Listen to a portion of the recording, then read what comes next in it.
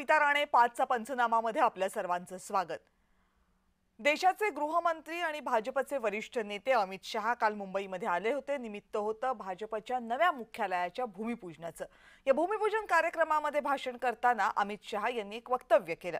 हे वक्तव्य या अर्थाचं होतं की भाजपला आता कुणाच्याही कुबड्यांची गरज नाही। अर्थातच जेव्हा राजकीय नेते, इतक्या मोठ्या स्तरावरचे राजकीय नेते जाहीर कार्यक्रमामध्ये आणि निवडणुकांच्या तोंडावर असं वक्तव्य करतात तेव्हा त्याचे वेगवेगळे राजकीय अर्थ निघतात। महाराष्ट्रातही निघाले। विशेषतः महाराष्ट्रातल्या परिस्थितीकडे पाहता, राजकीय परिस्थितीकडे पाहता हे वाक्य अनेक अर्थांनी होतं। खरं तर महाराष्ट्रामध्ये स्थानिक स्वराज्य संस्थांच्या निवडणुका तोंडावर आहेत। महायुतीमधले तीनही पक्ष या निवडणुका स्वबळावर लढणार आहेत की एकत्रितपणे लढणार आहेत हे अजूनही स्पष्ट नाहीये। आणि असं असताना अमित शहा यांनी भाजपला आता कोणत्याही कुबड्यांची गरज नाही असं वक्तव्य केलं, जेव्हा महाराष्ट्रामध्ये भाजपसोबत आणखी 2 पक्ष सत्तेमध्ये आहेत। हे सगळं झाल्यानंतर पुढच्या काही तासांमध्ये एक अशी घटना घडली की ज्यामुळे या वक्तव्याचा नेमका रोग काय होता याच्याबाबतच्या चर्चा आणखी टोकदार झाल्या। ती घटना अशी होती की वसंतदादा शुगर इन्स्टिट्यूटच्या कारभाराची चौकशी करण्यासाठी एक चौकशी समिती नेमण्यात आली। वसंतदादा शुगर इन्स्टिट्यूट ही महाराष्ट्रातल्या एकूण साखर उद्योगातली एक महत्त्वाची संस्था मानली जाते आणि शरद पवार आणि अजित पवार यांचे गेले अनेक वर्ष या संस्थेवर वर्चस्व आहे किंवा त्या या संस्थेचे शरद पवार तर अध्यक्ष आहेत। एकीकडे शरद पवार आणि अजित पवार ज्या संस्थेमध्ये मुख्य पदांवर आहेत त्या संस्थेची चौकशी लावल्यामुळे हा रोग नेमका शरद पवारांकडे आहे की चौकशीचा रोग अजित पवारांकडे याबाबतच्या शंका सुरू झाल्या आणि विरोधकांनी ठाण्यानंतर आता बारामतीकडे मोर्चा वळवला अशी टीका देवेंद्र फडणवीस यांच्यावर केली। त्यामुळे कालचं वक्तव्य, आजची चौकशी यामुळे अनेक राजकीय अर्थ काढले जातात। पण दुसरीकडे वसंतदादा शुगर इन्स्टिट्यूटच्या निमित्तानं जी चौकशी लावली गेली त्यामुळे महाराष्ट्रातल्या एकूण साखर उद्योगामध्ये अनेक चर्चा सुरू झाल्यात। या सगळ्या संदर्भात बोलायचंय, या सगळ्याचा पंचनामा करायचाय, पण त्या अगोदर या संपूर्ण घटनेसंदर्भातला एक रिपोर्ट बघूया। पुण्यामधील वसंतदादा शुगर इन्स्टिट्यूट संस्था ऊस शेती आणि साखर उद्योगाबाबत संशोधन करणारी राज्यातली मोठी संस्था आहे। संस्थेच्या विश्वस्तांची यादी पाहिली तर त्यातलं पहिलं नाव असतं शरद पवारांचं। शरद पवार हे या संस्थेचे अध्यक्ष आहेत। शरद पवारांचे पुतणे आणि राज्याचे उपमुख्यमंत्री अजित पवार हे या संस्थेचे विश्वस्त आहेत। या संस्थेला मिळणारं अनुदान काही 100 कोटींच्या घरात असतं। याच निधीची चौकशी लावण्यात आली आहे। राज्यामध्ये जितक्या ऊसाचा गाळप होतो त्या प्रत्येक टनामागे 1 रुपया बाजूला काढला जातो। हा निधी सरकार VSIला अनुदान म्हणून देतं। ऊस शेती, साखर निर्मिती या क्षेत्रातील गरजेच्या सुधारणा यावर या संस्थेमध्ये संशोधन सुरू असतं। संस्थेच्या निधी विनियोगाबद्दल सरकारकडे अनेक तक्रारी आल्या होत्या। सोमवारी मुंबईमध्ये झालेल्या बैठकीतही अनेक तक्रारी आल्या। संस्थेला मिळणाऱ्या अनुदानाचा वापर हा मूळ उद्देशांसाठी होत नसल्याचा आक्षेप घेण्यात आला। अनुदान वसुलीत आणि वितरणामध्ये पारदर्शकता नाही अशी ही तक्रार आली। त्यानंतर साखर आयुक्तांच्या अध्यक्षतेखाली 3 सदस्यीय समिती स्थापन झाली। चौकशी समितीने 2 महिन्यांमध्ये अहवाल द्यावा असे निर्देश देण्यात आले। विरोधकांनी मात्र या चौकशीला राजकीय रंग देण्याचा प्रयत्न केलाय। भाजपनं या अगोदर ठाण्याकडे मोर्चा वळवला होता आणि आता बारामतीकडे मोर्चा वळवलाय का असा सवाल रोहित पवारांनी उपस्थित केलाय। साखर उद्योगाला चालना देण्यात मांजरीमधील वसंतदादा शुगर इन्स्टिट्यूटचा सगळ्यात मोठा वाटा आहे। आदरणीय पवार साहेबांच्या अध्यक्षतेखाली माननीय अजितदादांसह सर्व पक्षीय नेते पक्षाच्या पलीकडे जाऊन फक्त शेतकऱ्यांच्या हितासाठी गेल्या अनेक वर्षांपासून या संस्थेवर काम करतात। मात्र तरीही या संस्थेच्या चौकशीचे मुख्यमंत्र्यांनी दिलेले आदेश ही फक्त नियमित प्रक्रिया नाहीये, तर भाजपनं ठाण्यानंतर आपला मोर्चा आता बारामतीकडे वळवला असा याचा अर्थ आहे। भाजपला कुबड्यांची गरज नाही हे कालच गृहमंत्री अमित शहा साहेबांनी स्पष्ट केलं आणि सोबतच वसंतदादा शुगर इन्स्टिट्यूटच्या चौकशीचे मुख्यमंत्र्यांनी आदेश दिले। हा कुबड्यांवरील अवलंबित्व कमी करण्याचा तर प्रयत्न नाही ना, हे लवकरच स्पष्ट होईल। रोहित पवार यांनी अमित शहांच्या ज्या वक्तव्याचा उल्लेख केलाय तेही बघा। महाराष्ट्र में बीजेपी पार्टी भाजपा ये किसी बैसाखी के आधार पर नहीं चलती, अपने बूते पर खड़ी। भारत की राजनीति में जिस तरह से भारतीय जनता पार्टी का अस्तित्व और भारतीय जनता पार्टी के सिद्धांत एक अमिट स्थान रखते हैं, उसी तरह से अब महाराष्ट्र में भी भारतीय जनता पार्टी महाराष्ट्र के राजनीतिक क्षेत्र के एक मजबूत हस्ताक्षर है, इसमें कोई ना नहीं। मुख्यमंत्री देवेंद्र फडणवीसांनी मात्र रोहित पवारांचे दावे फेटाळून लावलेत। काही लोक विनाकारण ज्याला आपण असं म्हणू शकतो की आम्ही शहीद होतो असं दाखवण्याचा प्रयत्न करतायत। त्या सगळ्यांना मी सांगू इच्छितो, वसंतदादा शुगर इन्स्टिट्यूटची कुठलीही चौकशी राज्य सरकारने सुरू केलेली नाही। वसंतदादा शुगर इन्स्टिट्यूट करता वर्षानुवर्ष 1 रुपया हा कापून घेतो। त्यामुळे जसं इतरांनी त्या पैशाचं काय केलं याची माहिती मागितली, तेवढीच माहिती साखर आयुक्तांनी ही वसंतदादा इन्स्टिट्यूटला मागितली। दुसरीकडे संस्थेविरोधात तक्रारी आल्या म्हणून चौकशी लावली असा खुलासा महसूल मंत्री चंद्रशेखर बावनकुळेंनी केलाय। म्हणजे शरद पवार साहेब मुख्यमंत्री असताना आणि त्यानंतर काँग्रेसचे शासन असताना कुणाकुणावर चौकशा लावल्या? चौकशा काही जाणून कोणी लावत नाही आणि देवेंद्र फडणवीसजी तर मुळच लावत नाही। त्यांना चौकशामध्ये फार इंटरेस्ट नाही आहे। तक्रार आली आहे, तक्रार सिरियस दिसतं तेव्हा त्या ठिकाणी चौकशा लागतात, समोर तथ्य येईल चौकशीच्या अंती। संस्थेला मिळणारं अनुदान हे जनतेच्या करामधून दिलं जातं, त्यामुळे त्याबद्दल काही तक्रारी असतील तर त्याची चौकशी व्हायला हवी, यामध्ये वाद नाही।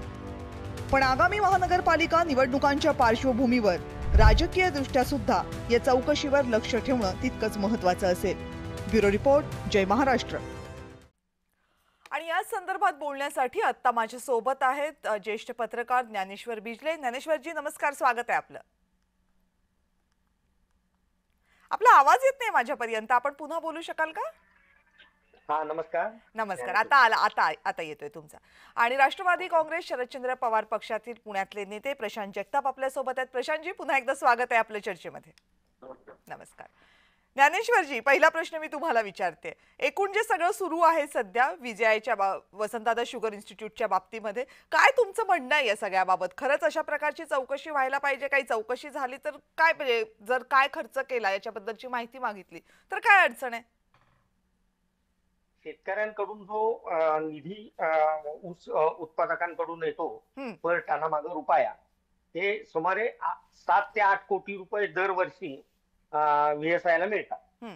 या निधीचा विनियोग संशोधनासाठी होतो का नाही याची चौकशी करण्याची मागणी एका मंत्र्यांनी मंत्रिमंडळाच्या उपसमिती या बैठकीत केली। त्यावेळी मुख्यमंत्र्यांनी हा आदेश दिला की चौकशी करण्यात यावी आणि साखर आयुक्तांनी त्याचा अहवाल द्यावा।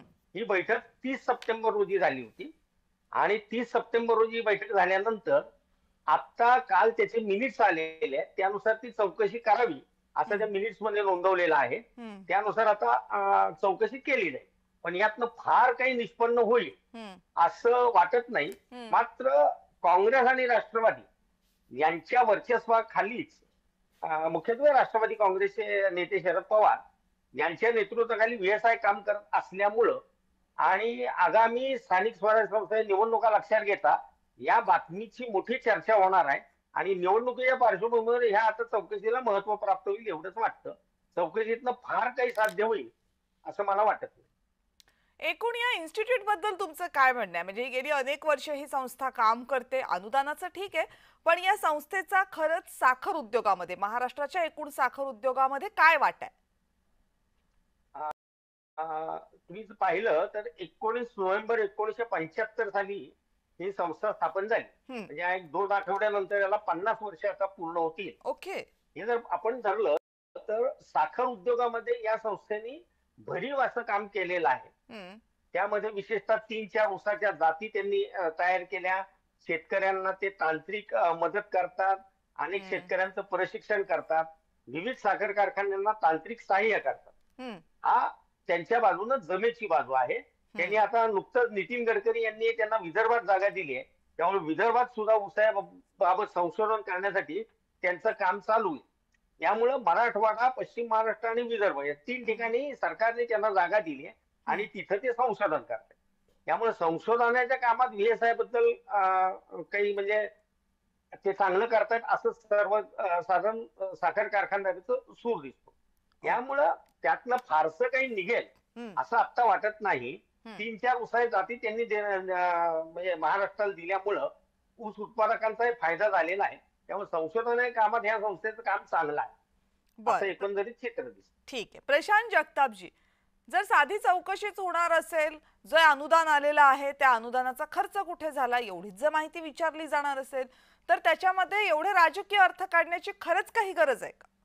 मुळात राज्याचे मुख्यमंत्री देवेंद्रजी फडणवीस आणि भाजपनी महाराष्ट्राच्या राष्ट्रीय संस्कृतीचा बाजार केलेला आहे. त्या ठिकाणी त्यांना एखाद्या निवडणुका आल्या की त्या ठिकाणी चांगल्या कामावर मतदान मिळवण्याची बिलकुल त्या ठिकाणी सवय नाहीये किंवा तशा प्रकारची पद्धत सुद्धा त्यांनी या ठिकाणी संपवलेली आहे. फक्त काय करायचं की दुसऱ्या पक्षातले नेते फोडायचे, दुसऱ्यांचा परिवार फोडायचा, दुसऱ्यांचा पक्ष पळवायचा, अशा प्रकारची घाणेरडी संस्कृती आणली. त्याच्यामुळं 2019 निवडणुकीला पवार साहेबांना ईडीची नोटीस पाठवण्यात आली. नंतर पवार साहेबांनी त्या ठिकाणी लगेच ईडीच्या चौकशीला सामोरं जायची तयारी दाखवल्यानंतर त्या ठिकाणी ईडीने घोडगे टेकले आणि त्या ठिकाणी माघार घेतली. आता तसंच आहे की पुढच्या 2-2.5 महिन्यामध्ये महाराष्ट्राच्या तमाम नगरपालिका, महानगरपालिका, जिल्हा परिषद, पंचायत समितीच्या निवडणुका येऊ घालतात आणि मग महाविकास आघाडीचे प्रमुख म्हणून मान्य पवार साहेबांच्यावर घाला घालायचा हा घाणेरडा प्रयत्न या ठिकाणी माननीय सीएम आणि त्यांच्या पक्षाने केलेला आहे असा आमचा थेट आरोप आहे. आणि मला या संदर्भात सांगायचं आहे की मागची 11 वर्ष, तब्बल 11 वर्ष या देशामध्ये नरेंद्र मोदींची सत्ता आहे. त्याच्यामध्ये त्यांच्या हाताखाली ईडी आहे, सीबीआय आहे, सगळी त्याकडे हातातली खेळणी भावल्यासारखे कामकाज करतात. राज्यात 2.5 वर्षाचा महाविकास आघाडीचा कार्यकाळ सोडला तर तब्बल या ठिकाणी 8.5-9 वर्ष मान्य देवेंद्र फडणवीसांची आणि त्या ठिकाणी महायुतीची सत्ता आहे. यांना याच्या अगोदर कोणीच चौकशीपासून अडवलं होतं? यांना चौकशीच करायच्या होत्या, सीआयडीची करायची होती, त्या ठिकाणी कुठल्या समित्या नेमायच्या होत्या किंवा सीबीआय ईडीची कारवाई करायची, त्यांना थांबवलं कोणी होतं? पण दुर्दैवाने या ठिकाणी अशा प्रकारच्या चौकशा या ठिकाणी केल्या जात आहेत असा आमचा थेट आरोप आहे. मुळात मला आपल्या निमित्ताने दर्शकांना, महाराष्ट्राच्या देशातल्या या ठिकाणी दर्शकांना सांगायचं आहे की व्हीएसआय ही या देशातली नव्हे तर विश्वातली ऊस उत्पादकांसाठी, ऊस या ठिकाणी शेती करणाऱ्यांसाठी एक खूप चांगल्या पद्धतीने म्हणजे त्यांना मार्गदर्शन करणारी किंवा दिशा दाखवणारी एक मोठी संस्था आहे. या संस्थेला वर्षभरामध्ये त्यांच्या कामकाजामधून 100 कोटी रुपये येतात. सरकारकडून नाही, सरकारकडून 5 कोटी रुपये द्यायचं. आता वर्षाला या सगळ्या 1 रुपयानी 8.5 कोटी रुपये मिळतात. बरं, 8.5 कोटी रुपये सोपे मिळत नाही. त्या ठिकाणी शासनाच्या दरबारी शेकडो चक्रा माराव्या लागतात. ही संस्था दरवर्षी शेतकऱ्यांसाठी नवीन दिशा देते. या ठिकाणी संकरित त्या ठिकाणी बियाणं असेल किंवा वेगवेगळ्या संदर्भामध्ये आणखी चांगल्या पद्धतीने ऊसाचा ऊस कसा वाढेल किंवा ऊसाचं त्या ठिकाणी वजन कसं वाढेल या संदर्भात मार्गदर्शन केलं जातं. पण मला आपल्याला सांगायचं आहे की माननीय पवार साहेबांच्या नेतृत्वाखाली या संस्थेने कामकाज करत असताना जगातले नामांकित तज्ञ या ठिकाणी अभ्यासासाठी आलेले आहेत की नेमकं व्हीएसआयने असं काय प्रकारचं त्या ठिकाणी क्रांती केली की त्याच्या माध्यमातून ऊस शेतकऱ्यांना त्या ठिकाणी टनेज मध्ये त्या ठिकाणी फायदा मिळेल. आणि मग या ठिकाणी या संस्थेला 100 कोटी रुपये मिळतात. ते कशातून मिळतात? या ठिकाणी जी काही बियाणे त्या ठिकाणी निर्माण केली जातात त्याच्या विक्रीतून 4 कोटी रुपये वर्षाला येतात. संस्थेने पवार साहेबांच्या नेतृत्वाखाली मागच्या काळामध्ये जे काही पैसे साचवलेत आणि एफडी केल्यात त्या एफडीच्या व्याजातून 14 कोटी रुपये म्हणजे व्याजातून 14 कोटी रुपये येतात. वेगवेगळ्या संस्थांना कन्सल्टन्सी इथून मार्गदर्शन केलं जातं त्याच्यातून 5 कोटी रुपये येतात. अशा वेगवेगळ्या स्तर आहेत. आणि या सगळ्या 100 कोटी म्हणजे या संस्थेचं वार्षिक उत्पन्न 100 कोटी रुपये आहे आणि ते फक्त पवार साहेबांमुळे आहे. त्याच्यातले फक्त 8.5 कोटी रुपये शासनाकडून येतात. आणि हे होत असताना सुद्धा जर अशा प्रकारची चौकशी लावली जात असेल तर एक प्रकारे या ठिकाणी ही थट्टा आहे. आणि मला असं वाटतं की सीएम देवेंद्र फडणवीस साहेबांनी या ठिकाणी पुढे आत्मचिंतन केलं पाहिजे. कारण या संस्थेवर मान्य अजितदादा जे राज्याचे अर्थमंत्री आणि उपमुख्यमंत्री आहेत ते सुद्धा या ठिकाणी त्या कार्यकारिणीवर आहे. राज्याचे मुख्यमंत्री पदसिद्ध या ठिकाणी अध्यक्ष म्हणून त्या ठिकाणी कार्यकारिणीला प्रमुख पाहुणे म्हणून येतात. त्यांच्या समोर सगळा लेखाजोखा मांडला जातो. राज्याचे वेगवेगळे अधिकारी या संस्थेवर पदसिद्ध आहेत. आणि असं असताना सुद्धा म्हणजे संस्थेच्या सगळ्या कामकाजात तुमचा डे टू डे सहभाग असून सुद्धा जर फक्त इलेक्शन आले म्हणून पवार साहेबांची किंवा ते काम करत असलेल्या किंवा ते अध्यक्ष असलेल्या संस्थेची चौकशी होणार असेल तर हे राजकारण आहे, दुसरं काहीच नाही किंवा मुख्यमंत्र्यांचा पोरखेळ आहे. बर, 2 आता याच्यातनं प्रश्न उपस्थित होत आहेत प्रशांतजी. त्यातला पहिला प्रश्न असा आहे की स्थानिक स्वराज्य संस्थांच्या निवडणुकांचा आणि या चौकशीचा काय संबंध आहे? कारण स्थानिक स्वराज्य संस्थांच्या निवडणुका होत राहतील. 100 कोटी रुपये किंवा जेमतेम 120 कोटी रुपये वगैरे ज्या संस्थेचं वार्षिक उलाढाल आहे त्या संस्थेची चौकशी करून असं काय निघणार आहे की ज्याच्यामुळे स्थानिक स्वराज्य संस्थांच्या निवडणुकांवर परिणाम होईल असं तुम्हाला वाटतंय? एक. आणि दुसरं असं आहे की जर याच्यामध्ये राजकीय हेतू असतील तर मग अजित पवार सुद्धा, कारण जर समजा या संस्थेतना काही निघालं की ज्याचा राजकीय वापर करून घ्यायचा असेल भाजपला, असं जरी आपण मान्य केलं, तर तिथे अजित पवार सुद्धा आहेत. ते अजित पवार तर सत्तेमध्ये आहेत भाजप सोबत.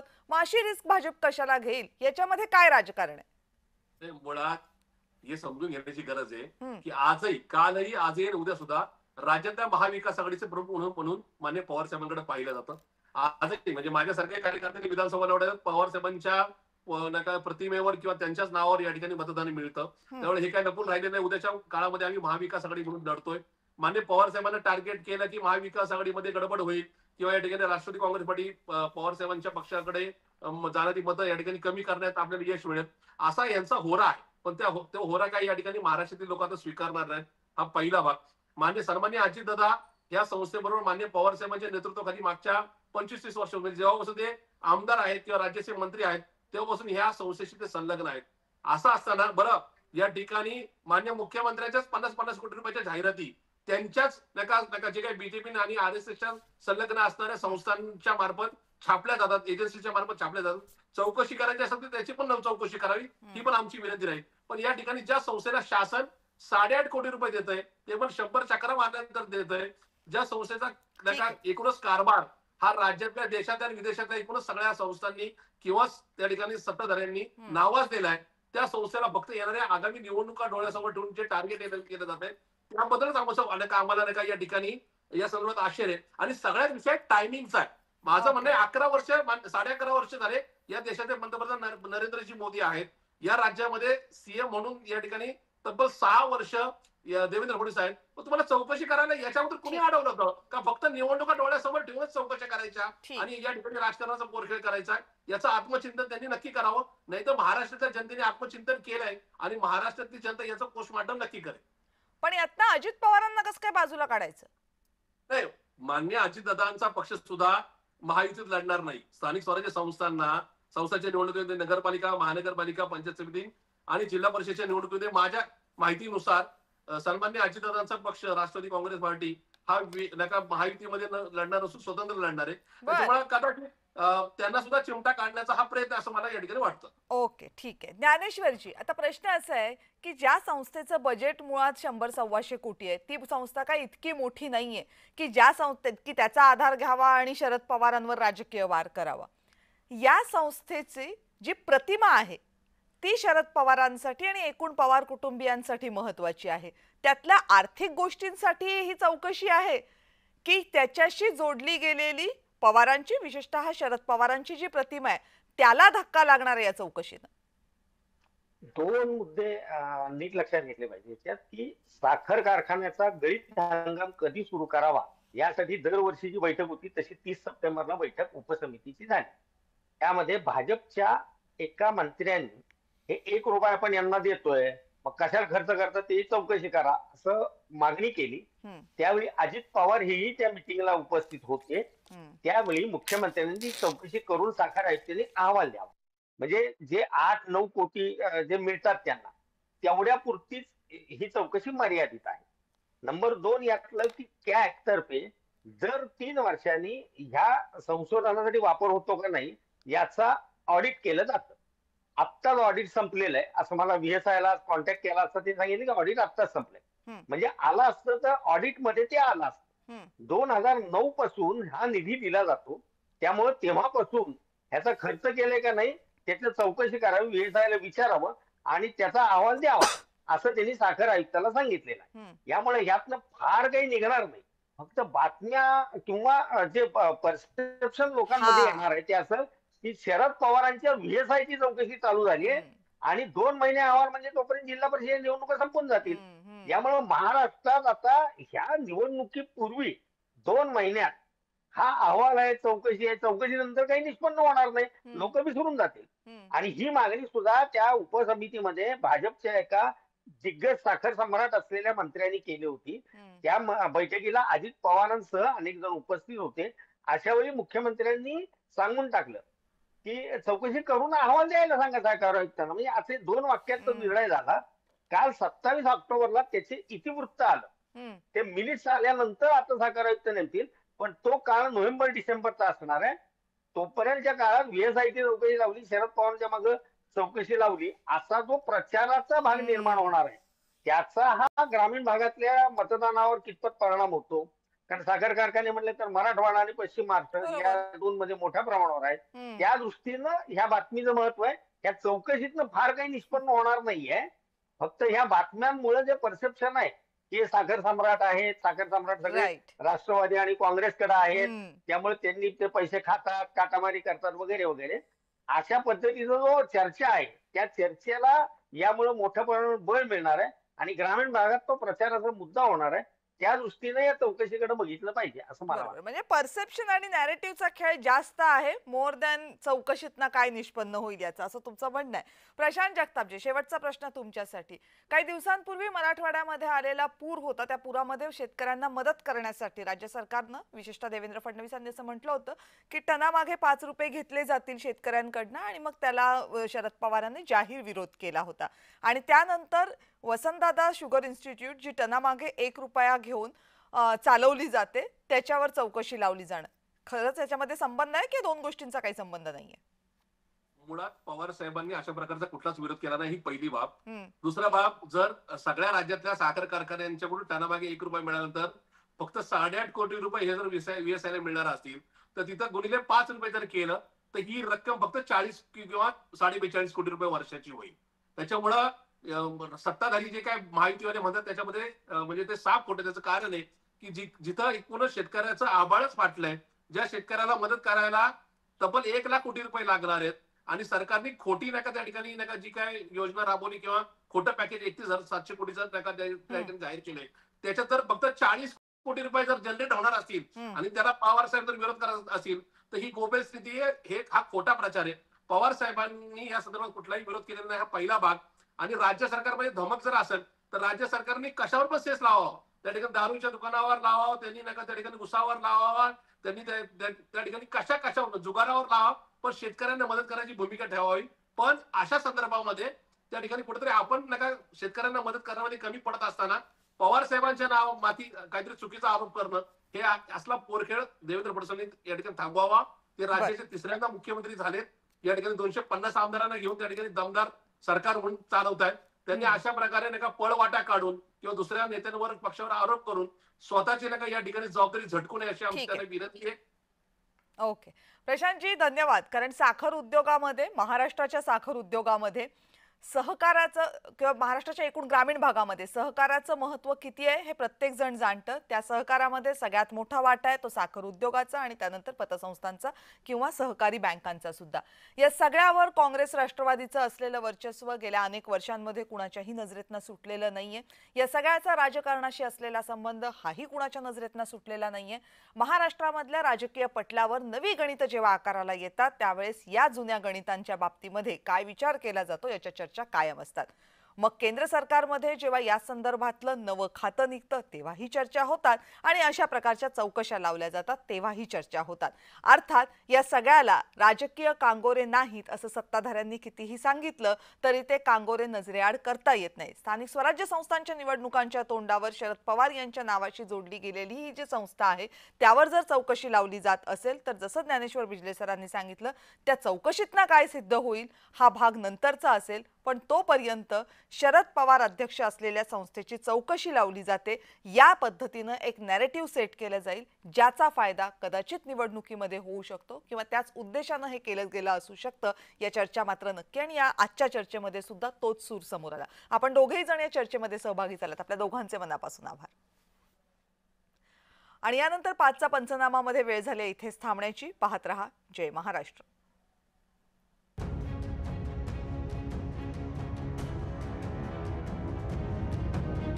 you